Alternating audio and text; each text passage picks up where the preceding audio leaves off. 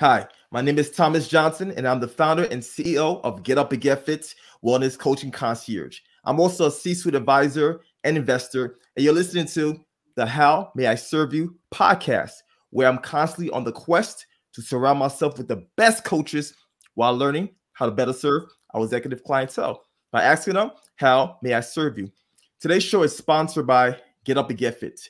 GetUpNGetFit will be providing students with textbooks and school supplies in Cambodia in honor of our guest today, as well as our philanthropic mission to impact at least 50,000 people per year. And today's guest is Lisa D. Foster. Lisa, how you doing? I'm doing all right. How are you? I'm doing phenomenal. Thanks for asking. So Lisa D. Foster is a business coach with over a decade of leadership experience whose mission is to help managers become better leaders by using emotional intelligence to create the conditions for high performance. In 2005, she founded One Bag at a Time, a first-to-market reusable grocery bag company. She became a pioneer in the fight against single-use plastic, and her company ranked in the top 3 bag suppliers in the U.S. during her leadership. Ooh, that's okay. That's amazing right there. The top 3 bag suppliers in the U.S. Okay. So Lisa, thank you for coming on today's episode of How May I Serve You? First, let's get started by telling us who you are, where you live, all right, within 2 minutes. Okay. Well, I'll tell you like my story a little bit. So I started my career as a high school English teacher. Okay. And in 2005, I found reusable bags in Australia on a trip. And I became passionate. Some people think I was obsessed with reusable bags and reducing the waste. When I understood the waste and the impact that single-use plastic was having on our environment, I switched to reusable really fast. And I just thought to myself, if other people knew what I knew, they would switch too. And it hit my moral center. And it became really a moral imperative to start a company to sell reusable bags and establish this market. People told me not to do it. They said it would never work in the United States, but I just didn't have a choice. It kept me up at night. So when I started, I was a high school English teacher. I would do cold calling on the back stairs of the English department building overlooking the faculty parking lot and talking about reusable bags to grocery stores all across the United States. And I hit a classic hockey stick curve. I sold 250,000 bags my first year. Whoa, okay. I sold 2 million bags my second year. And I sold 8 million bags my third year. And it was just hang on to your hat. It was like an emergency MBA every single day. And I built an international supply chain. I built a network of customers and managed major accounts across the US. And all because I was driven by this passion that we have to do this. We have to go reusable. And when Americans found out what the waste was, they did. And most places don't have a bag ban. Most places don't have a tax. They just know the damage that is doing. And they switched. And I did a lot of things right because I was centered in my moral purpose. I was a mission-driven, moral purpose at the center of my business. But I also did a lot of things wrong, and I messed a lot of things up. Well, that's all right, though. But that is the journey, right? That is the journey. But after 12 years, I sold the company and launched as a coach. And it really brings in together all the teaching and all the experiences that I had as doing business around the world, connecting with people and finding that high performance, right? What it is, what it takes, tuning into the people, what people need to perform, and that emotional intelligence, calming down the distractions, and really giving people the support and the resources they need to do a great job. And they do. And they do. I really believe in all those people. So that's what I do. Okay. So Lisa, where are you from? Originally, I was born in Salt Lake City, Utah. Okay. I am now living on Martha's Vineyard, which is an island off the coast of Massachusetts. Yes, indeed. Yes, indeed. A beautiful place. So, Lisa, would you say your childhood upbringing equipped you with the tools needed to persevere? Because you mentioned you had this moral compass, right? You were passionate, but you had naysayers telling you this will not work, right? It's always the naysayers that try to shut you down, right? But despite the naysayers, and sometimes these naysayers are your closest of friends, your family members, right? Oh yeah. So despite that, you know, you was able to persevere and become successful in your endeavors. So tell me more about your childhood and your upbringing. Were you gifted? Were you nourished and were you nurtured to have these talents that equipped you to persevere? Like, I want to know more about your childhood. You know, I would say it doesn't really come from my childhood, right? And actually in my childhood, if you know,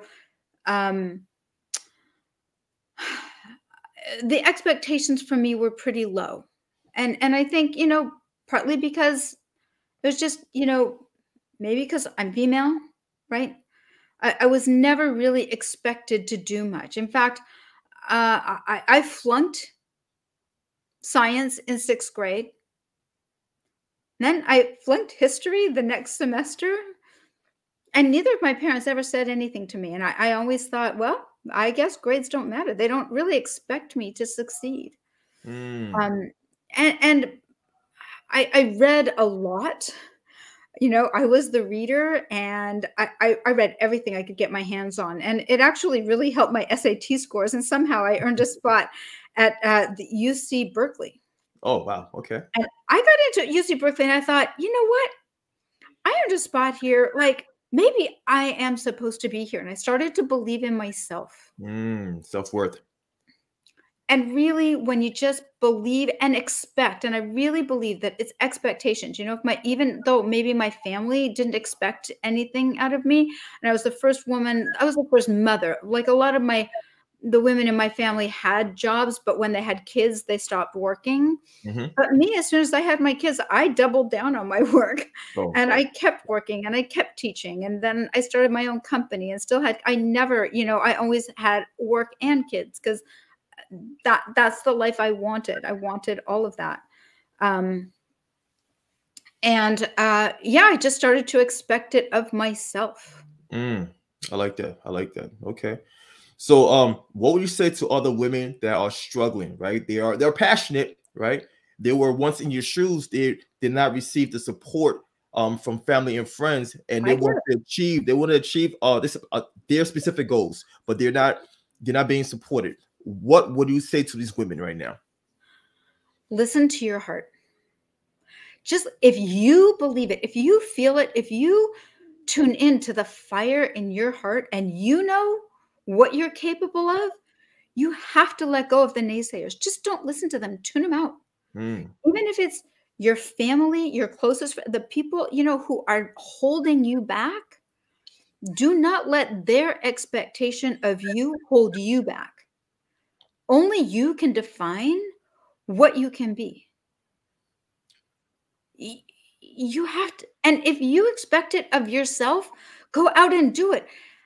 I had people, look, 7 years, 8 years after I left teaching, and I was doing business across America, doing, you know, managing millions of dollars of cash flow and sending, you know, going to China and doing business and whatever, all that stuff.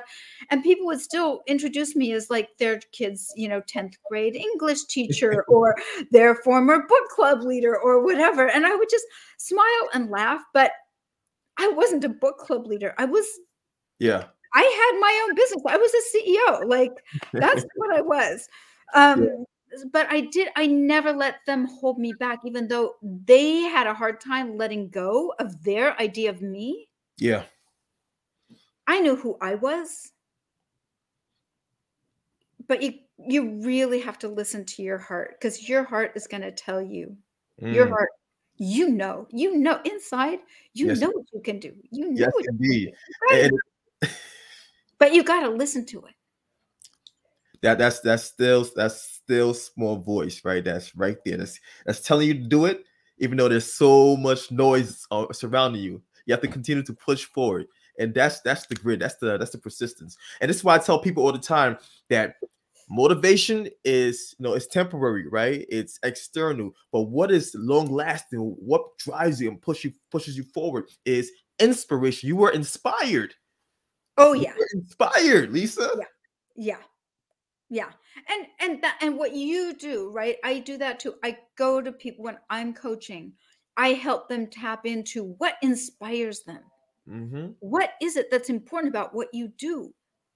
What are the connections and the connections between people, being really people-centered, listening to people, being empathetic, understanding what they are in their shoes. That's why when I was doing business in China, I know how people feel about, China and the rivalry that we have, this sort of global rivalry.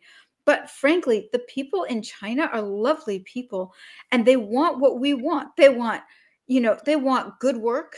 They want a safe community. They want education for their kids.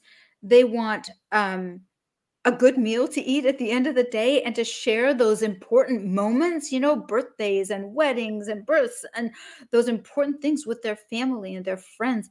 They want what we want, right? They really, really do. And when you really just listen to them, and, I would always tell my supplier, even when we were bidding on those big contracts, right? Sometimes we would bid on contracts, 500,000 bags or 250,000 bags at one go, right? This is like one sale. You're going to do a bunch of stuff.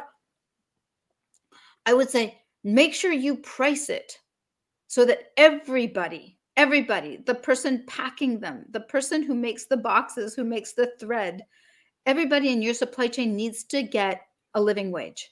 I don't want, if it's not good for any worker, it's not good for me. So make sure you've got enough room in there to pay your people, because let's get people working. And we had a quality product. I was selling to Ace Hardware because they said, I was the only bag that would go to the edge of the parking lot and back with 2 gallons of paint in it. And that was their test. Wow, that's a strong bag. Right? It was like, for 99 cents, it was a good bag. It was a good quality bag. And I was always, quality is number one. People are number one. Like, we're going to treat our people well. They're going to give us a great product, and we're going to perform for our customers. And that's, I like that, Lisa. Yeah, so Lisa, your mindset, right? Your mindset of putting human capital, putting people first, right? And not profit. People, of course, if you put people first, the profit's going to come because you care for these people. Now I'm seeing the connection of your emotional intelligence, how you are applying it to what you do, right? Next, we're going to dive into your coaching practice, but I'm seeing how your mind works. I'm seeing the gears operating right now, and that's amazing because you are my type of people. You are the type of people I like to surround myself with, right? Honest, right. You have integrity. Yeah, and you're 100% right. What you just said, the money, it's a byproduct. That is don't worry, don't chase. I always say, 9 out of 10 startups fail. If you're chasing money, you're going to be the 9. Because business really isn't about money. Business is about serving people and bringing them value. Exactly. Value first. Value centric. Give them value. Take care of your people. Give them a great, whatever it is that you're giving, a service, a product, give them the best you can be. Right? And the money, and look, you're going to, it was grocery bags. It wasn't like, I didn't invent, I didn't invent Facebook, right? Or Amazon, right? But I did really well for grocery bags. I did about as well as you can, but it wasn't about the money. It was about, like, I saved billions of bags from being thrown into our environment and all the toxicity. And we spend $40 billion a year in cleanup costs for those bags. They are not free. Let me tell you, you are paying for them in your taxes. Yes, indeed. And don't even get me started on the microplastic. I learned about microplastic a few years ago, and it just, oh my goodness, it baffled me. It threw me off. I was like, what? This is what is in my drinking water. I'm breathing this stuff in on a regular basis. And And as a person as a wellness coach that's constantly working towards bettering myself, taking care of myself, because I want to live to be 110 plus, right? Yeah. And these are and still working out, still with a 6-pack at 110. yeah, still able person, right? That's the goal right there. I want to look good and That's the feel good. goal. I could be the best version of myself. So I'm glad you're doing what you're doing, right? I'm glad you decide to follow your passion and not just talk about it, but be about it. Do it. Right? Exactly. And I love your passion as well because you sound like me. I know. I think we're getting along right here. Like, Yes, indeed. yeah. Let's dive into your coaching practice, right? Mhm. From being so invested in your company, right? Basically changing the world because you did change the world. You did play your part in changing the world. Why did you get into coaching? I felt like I had taken my company as far as I could take it. So I sold it. I just had that feeling again. It's about listening to yourself. And I felt like, okay, I am done. This is as much as I can do with this. And I sold it. And I thought, I still have so much to give, so much to share with people. And I'll tell you the key lesson that I really learned. So I had some people who worked for me in my office in Los Angeles when I was working there. And after a while, they kind of stagnated. They didn't grow the way I thought they were going to grow. And my whole team in China was going great guns. And we continued to expand and to experiment and to learn and to grow and be better. And my logistics team, I was always pushing them to be a little better and a little more efficient and a little faster and a little cheaper and a little just serve our people. And the people in my office, I kind of realized at the end, I had one person leave and I thought to myself, I had a really dark moment where I said, oh my gosh, was I a bad boss? And I was really felt that like, why did she leave?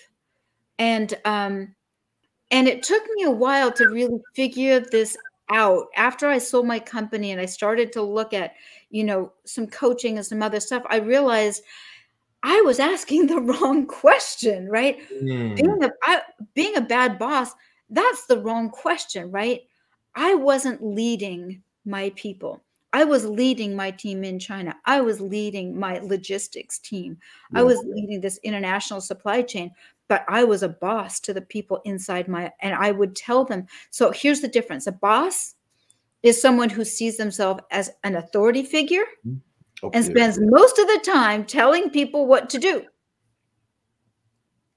A leader sees himself as a source of inspiration, a visionary. And a leader spends most of their time inspiring people to be their best and giving them the resources to do it. And I realized a boss is never going to perform like a leader. A leader is going to outperform a boss every time. So asking myself, am I a good boss? I shouldn't have been their boss at all. I should have been leading them. And that was a hard one lesson to learn. And this is something that I work with my clients a lot, is to stop thinking about yourself as the authority. Don't go and tell them what to do. If they have to do it, they're going to do the minimum. If they're inspired to do it, if you support them as they grow and help them learn, and even if they don't do it right, you say, well, what did you learn and how could you do it right next time? Like, keep going, keep trying. Get them involved. Evolve. Exactly. And helping, that's leadership, right? So there's a big difference between being a boss and being a leader. And I really work with my clients a lot on being great leaders. Well stated, Lisa. That's excellent right there. So who do you coach? Who's your clientele? I'm reaching out. So I have a book coming out. Okay. I have a book coming out. I wrote a book about all these experiences and how I learned all those. And my background is in environmental. So I'm reaching out to middle managers in environmental related services and industries, biotech, solar, energy, those kind of industries. people are really making a difference. And I really like working with the middle managers who are in charge of like the people where the rubber meets the road, the people on the front line. And that middle manager level is really where high performance transforms the whole organization. And Yeah. if the people that I coach who are in middle management, when they can calm things down below them in that emotional intelligence, really be leaders and not bosses, really stop threatening and start supporting, start celebrating, start encouraging, start teaching and letting them learn, companies turn around. And there's like the performance that happens when you create the conditions for high performance. You get high performance. You get everybody starts to calm down and do their job, and they want to do their job. So they go above and beyond, and it's beautiful to see. I love what you just mentioned in terms of changing the environment, changing the conditions, right? Mm-hmm. Because it's not just about work with the individual. You have to change the environment. For instance, as a wellness coach, right? If a person has if a clients have a certain vice, and if they have that specific food item in the fridge, in the freezer, in the cabinet, it's going to be hard for them to walk away from it because it's accessible, right? They have not changed the environment. You have to change the environment to make it easier for you, right? And you're doing that. You're changing the conditions so you could really make it more of a opportunity for high performance to occur, because you can't expect change if you're repeating the same thing over and over and over again. That's correct. Of insanity. You repeat the same thing expecting a different outcome. Right. Right. Right. No, you're 100% right. You're 100% right. So when I work with emotional intelligence and I explain it like this, right? So emotional intelligence is not about being emotional. Emotional intelligence is your emotions are this highly evolved system that we have for assessing threats and responding to them and seeking safety. So whether we think about it or not, our emotions are constantly scanning our surroundings, our environment for threats.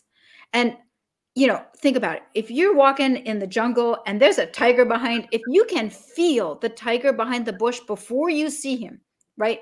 And maybe it's something little, you didn't even really hear it, but there was a breath or a twig or the birds stopped singing, something like that, right? These little clues that we're like, intention. But there's something, and you're afraid, and you stop, you are a little bit farther away and a little bit more likely to survive. And if you're the guy behind him and you feel the guy in front of you is afraid, whoa, you're really more, because the tiger's going to probably eat the other guy.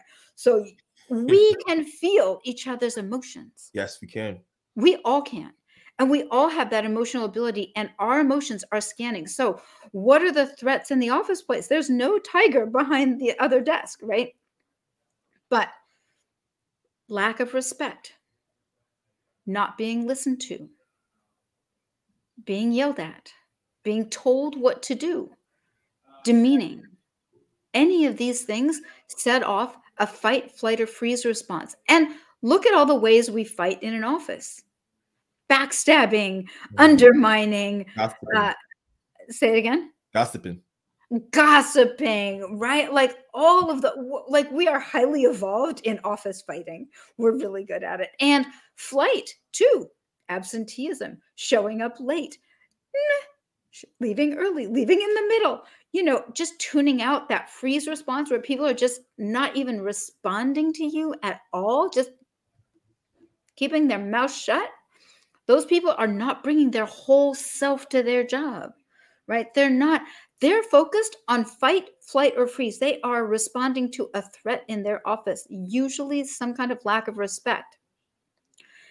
And they're not doing their job. They're defending themselves. How could you do your job if you have a tiger behind the desk?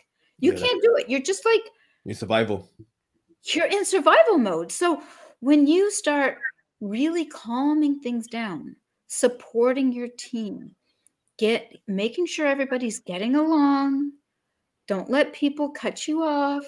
Listen, listen, listen, empathize, understand your people. Suddenly, all of that other stuff falls away. And now you can get down to work. Yes, indeed. Yes, indeed. Lisa, I have a question. I know we are all capable of emotional intelligence, but some people are more in tune with themselves, right? They're more in tune with that side of themselves. Like for instance, myself personally, I'm an empath. So I'm able to read body language. I'm able to feel people's energy more, right? At a higher level.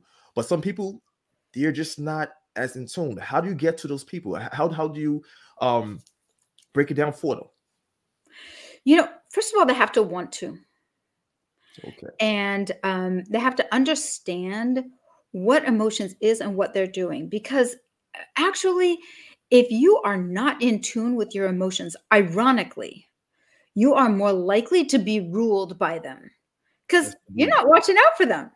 So they are hijacking you all the time. And they are shutting people out. And you are probably getting some negative responses from other people. And you're like, well, I don't know. Somebody might say, oh, you're unapproachable. That's like a nice way to say it. But whatever it is, right, you are impacting other people. And if you want to improve your impact, you're going to have to tune into how are you feeling? Because the first rule of emotional intelligence is manage your emotions first. You have to stop the gossiping. You have to stop the fighting. You have to stop undermining. You have to start respecting people, listening to them, understanding them, empathizing with them, supporting them in their issues. And then that's going to start to come back to you in really big ways. Then you start tuning into who they are, right? But you have to tune into yourself first. It's a matter of attention. Once you understand it, actually, most people start to get better. It's an innate ability. We all have it. We are all descended from people who survived the jungle, all of us. So we have that ability. We just have to tune into it and make use of our given gifts. Yeah, and you mentioned self. Started off with yourself, right?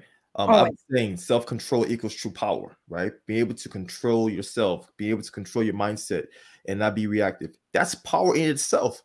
Oh, I say that all the time. Like in the middle of the storm, the one person who is like calm, assessing what's going on, that's going to be the first person who's going to lead you out of that storm. Exactly. Right? Like, so here's the other thing. Like, have you ever done this, right? You're driving. What city are you in? Excuse me? What city are you in? Well, I'm currently in New Jersey. Okay. So have you ever done that thing when you're driving and somebody makes a really bad turn? Like eventually somebody's going to make a bad turn, right? And then somebody else is going to honk at them because they almost hit them like it was bad, right? And then the guy who almost got hit starts yelling. And then the guy who made the bad turn gets defensive. And so going, what? And they start screaming.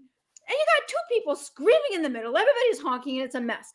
But if the person who makes a bad turn, someone honks and screams because they're mad, they got threatened. This is a car. We're not fooling around. And the person who made the bad thing goes, oh gosh, I'm so sorry. Are you okay? They're like, yeah, actually, I'm fine. Nobody got hurt. Okay. All right. It all calms down. Everybody gets to safety and the traffic goes again, right? So being calm yourself first. Don't get defensive, right? If you make a bad thing, just say, oh, oops. Yeah. I didn't mean to. I didn't mean it. Let me fix it. Let me help fix it. What do I need to do to fix it? Self-accountability is key. Self-accountability. So Lisa, I love your story. I could continue this conversation for hours. I just love your energy. But I want to dive into storytelling time. Right. I want you to give me a 2 to 3 minute success story where you utilize your EQ method, right, to help one of your clients to overcome an obstacle.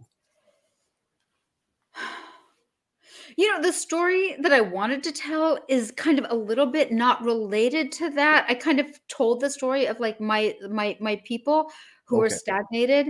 Can I tell another story that's like my favorite story? Go for it. Go for it. All right. This is one of my favorite entrepreneurship stories, and I find it so inspirational. And a friend of mine told me this story about her brother in Australia, Peter Alexander, who is, as she called him, the pajama king of of, of Australia. And she said, you know, when Peter got out of school, he had a really hard time getting a job, like a really, really hard time. McDonald's turned him down. Oh, wow. And his mom and his sister just kept saying, you can do it. We believe in you. Like, you're great. Like, just, you can find what you need to do. And he walks into a clothing store one day and asks for a job. And the manager thought, a gay guy, you know what? This could work. So she hires him, and he's a pretty good salesman. After a couple of months, he looks at the mannequin. And he goes, can I style that mannequin? She goes, oh, yeah, sure. So he put something on, and they sold out of that outfit in a day. Wow. And whatever he put on there, it would just sell out. So pretty soon she had him doing the store windows. And she gets a call a couple of months later from the corporate headquarters saying, what is going on? Your sales are through the roof. And to her credit, and this is a really, really good manager, the manager said, it's this guy I hired. He's doing our windows and they're genius. And they pulled him into corporate, and he started doing windows company-wide all across Australia. And he did this for a few years. They moved him into product design and development because he was just a natural born stylist. He had this style sense. And he's still living at home. And his mother one night is just complaining because she doesn't like her nightgowns. It was all those old lady flannel nightgown kind of things. And she's like, I know I am an old lady. She goes, I don't want to look like one. Why can't somebody make more modern pajamas, you know? Well, the next day, Peter goes to his corporate office and goes, we can make these pajama sets for women, like more modern. And he designed it, and they're like, okay, go for it. And he starts designing it. He gets the fabric. He gets everything. Things are going. And then suddenly the company says, it's probably not going to work. And they cancel the order. And Peter does not accept this. Peter quits, calls the vendor and says, I'll buy it. Just make them, I'll buy it. So my friend Kim remembers when they took all these pajamas into her mother's house. And there's like boxes and little corridors between the boxes. So you could get from the kitchen to the bedroom, you know, and the living room. And the mom and the sister just saying, keep going, we believe in you. And so he got some models to model these pajamas, and he put an ad in the paper in the Melbourne newspaper. And the phone starts ringing off the hook, and the mom and the sister and he start taking orders on yellow pads. Oh, wow. No joke. They were not prepared. They sold them all out. He ordered more. He moved out of his mother's house and became a premier pajama brand in Australia. And he still is. And it's just, I love this story because it is about listening to yourself, going for it, knowing, yes, there's risk, but if you believe in it, somebody else is going to believe in it. If you love it, other people are going to love it. Like, just do it. You don't have to go to school. You don't have to have an MBA. You don't have to have a college. You don't have to have any of that. You just have to have that fire and that belief. And like, just think, you know what? This is a good idea. I'm going to do it. Yes, indeed. That's an amazing story right there. And you're right. You don't really need any type of high accolades or form of education to pursue your goal. Look at Henry Ford. I think he had like a 3rd or 4th grade education level. Right. Steve Jobs dropped out of college. He's a college dropout. Yeah. There's better things to do, but yeah. So it's you know, you are right. You know, you have to follow your passion, and especially if you tap into something you're good at and something that pulls you, right? Something you feel so passionate about, you have to pursue it. You have to pursue it because we all have, I mean, it's crazy because we all have some type of talent, but oftentimes because of the fear of the unknown, we tend to stagnate or even prevent ourselves from going on to the other side. right? Then by the time we know it, we're 85 years old, living in regret. Yeah, we don't want to see that, right? No, we don't want to see that. Just listen to your heart. Go for it. Go for it. You know, even McDonald's might turn you down, but they don't see who you are. They don't see Right. who You got to believe in who you are yourself. Develop your own talent. It's not about school. It's not about grades. It's about going out and finding who you are, what you're good at, and just double down those things that get you up out of, you know, every day, even if it's pajamas. Like, get up out of day and make the best pajamas ever. Exactly. Right? So, Lisa, what are you currently working on at this moment? Do you have any? Because you mentioned you have a book, right? A new book. So, talk to us about that. I'm really excited. I have a book that's coming out. I found a publisher last fall. I wrote it over the winter of COVID, you know, because I had so many amazing experiences becoming an entrepreneur. I really, you know, went from English teacher to I just jumped in with 2 feet, and I went to China. Found one of my best friends is my supplier in China. I love her. She's like, our connection is really, really deep. So I had just incredible experiences. I wrote it all down during the winter of COVID. I found a publisher. It's coming out. It's called Bag Lady. Bag Lady. Bag Lady. It's and the subtitle is How I Started a Business for a Greener World and Changed the Way America Shops. And it really is about, you know, that heart-centered and just figuring things out and figuring out how to think like an entrepreneur and how to think like a successful brand. And I end it with a list of 8 principles. They're not really lessons. They're just things that I really believe are principles that you have to tune into and hang on to that help me beat the odds. You know, 9 out of 10 of startups fail. And I think I really did beat the odds because I was really people-centered. I was really morally centered and connected. And I really never took my eye off those prizes. Just focus on your people, focus on your mission. And I've got a whole bunch of other things to say in there too. So all the lessons I learned, you know, you can have in, you know, I earned them, hard earned them, you know, with hard time, getting up every day and figuring it out and making the mistakes. But, you know, you can learn them just by getting the book. There you go. This is why I love books, hence behind me. Right? Right. You could get past learning curve just by reading a book on a specific subject, right? Yes. So, Lisa, if someone were to inquire about your services or just want to connect with you, where can they find you? They can find me at my website, lisadfoster.com. You have to put the D in there because there's so many Lisa Fosters out there. So lisadfostercoach.com is my website. And you can find me on LinkedIn at Lisa D. Foster Coach. And I'm on Facebook and Instagram at Lisa D. Foster. So find me there. Awesome. So Lisa, last question of the day. All right, Thomas. How may I serve Bring you? it on. Say it again. How may I serve you? You know, Thomas, you already have. You are connecting me to your heart and your audience and the people that you draw to you. And I am looking for my audience. You know, that's what I'm looking for, is to connect to audiences that resonate with, you know, the message that I have. So you've already done it. Amazing. Thank you for coming on. Thank you for bringing your energy, your passion, because you literally fed me, right?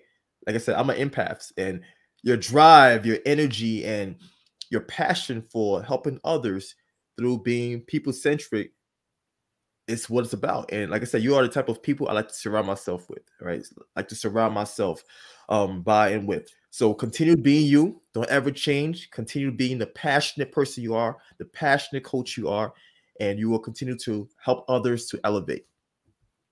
Thank you, Thomas. And you too. I'm really thrilled to be here. Thank you so much for the opportunity. Awesome. And for those of you guys who are listening and watching this right now, feel free to share this episode with somebody else that will potentially benefit. Not potentially, someone else that will benefit, because this conversation dropped a lot of gems. All right. Lisa dropped a lot of gems today. So make sure to share it. Stay tuned for next week's episode. Much love. We're out.